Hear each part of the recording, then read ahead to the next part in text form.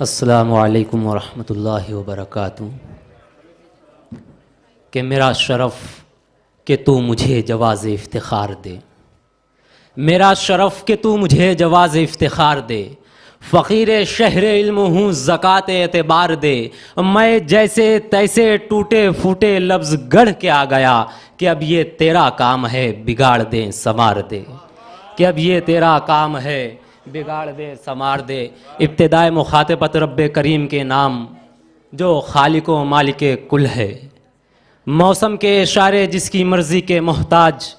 جس کی مرضی کے بغیر نہ دن تبدیل ہوتا ہے نہ رات آتی ہے۔ شروع کرتا اس وحدہ لا شریک کے نام جس نے کشتی نوح کو جودی پاڑ کی چوٹی سے لگایا، شروع کرتا ہوں اس پاک ذات کے نام جو وحدہ لا شریک ہے، جس نے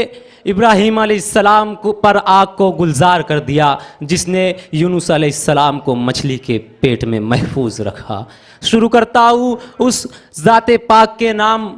کہ جس نے جناب محمد صلی اللہ علیہ وسلم کو رحمت للعالمین بنا کر مبعوث فرمایا کہ وہی تو بانٹتا ہے نور کی سوغات سب کو، وہی تو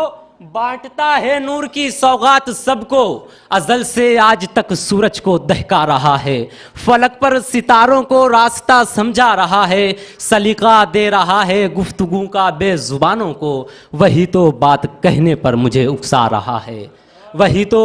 بات کہنے پر مجھے اکسا رہا ہے۔ حمد و ثنا اس پاک ذات کی سندر مالیگامی کے اس کلام سے کہ ظلمت شب سے بچاتا ہے سحر دیتا ہے، ظلمت شب سے بچاتا ہے سحر دیتا ہے، کون سورج کو نکلنے کی خبر دیتا ہے کہ ہر قدم آخری منزل کی طرف بڑھتا ہے، ہر قدم آخری منزل کی طرف بڑھتا ہے، کون توفیق سفر زادے سفر دیتا ہے، اور کس نے جانی ہے بھلا شان کریمی اس کی،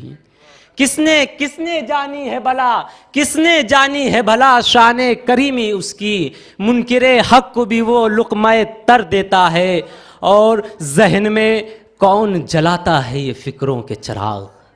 ذہن میں کون جلاتا ہے یہ فکروں کے چراغ، کون لفظوں کو چمکنے کا ہنر دیتا ہے، کون لفظوں کو چمکنے کا ہنر دیتا ہے۔ آئیے اللہ تبارک و تعالیٰ کی حمد و ثنا کے بعد حاضری کو چلے اس دربار میں کہ جس کے لیے شاعر نے یوں کہہ دیا کہ خدا کے بعد اس کے نام کی ترتیب ہوتی ہے،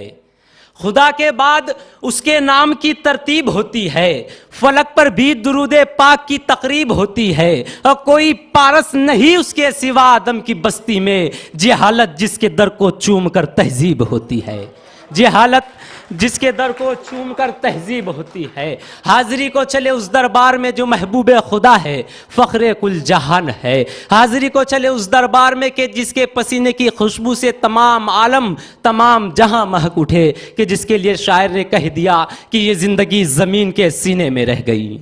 یہ زندگی زمین کے سینے میں رہ گئی، اور نعمت جہان مدینے میں رہ گئی، پھولوں کا حسن حضرت یوسف کو مل گیا، خوشبو میرے نبی کے پسینے میں رہ گئی، خوشبو میرے نبی کے پسینے میں رہ گئی۔ آئیے بارگاہ رسالت مآب صلی اللہ علیہ وسلم میں عقیدت و محبت کا نذرانہ پیش کرنے کے لیے میں بڑے ہی ادب کے ساتھ سرزمین دہلی سے تشریف لانے والا وہ شاعر جسے دنیا اردو ادب ابو ذر نوید کے نام سے جانتی ہے، میں انہیں ان اشعار کے ذریعے نعت پاک کی سعادت حاصل کرنے کی زحمت دے رہا ہوں کہ تو اندھیرے میں کہاں ڈھونڈ رہا ہے سورج، تو اندھیرے میں کہاں ڈھونڈ رہا ہے سورج، دیکھ وہ گنبد خضرا میں چھپا ہے سورج، کہ تو اندھیرے میں کہاں ڈھونڈ رہا ہے سورج، دیکھ وہ گنبد خضرا میں چھپا ہے سورج، اور لوگ سورج کے اشاروں پہ چلا کرتے ہیں، میرے آقا کے اشاروں پہ چلا ہے سورج۔ استقبال کیجئے سبحان اللہ کی صداؤں میں جناب ابو ذر نوید بارگاہ رسالت مآب صلی اللہ علیہ وسلم میں۔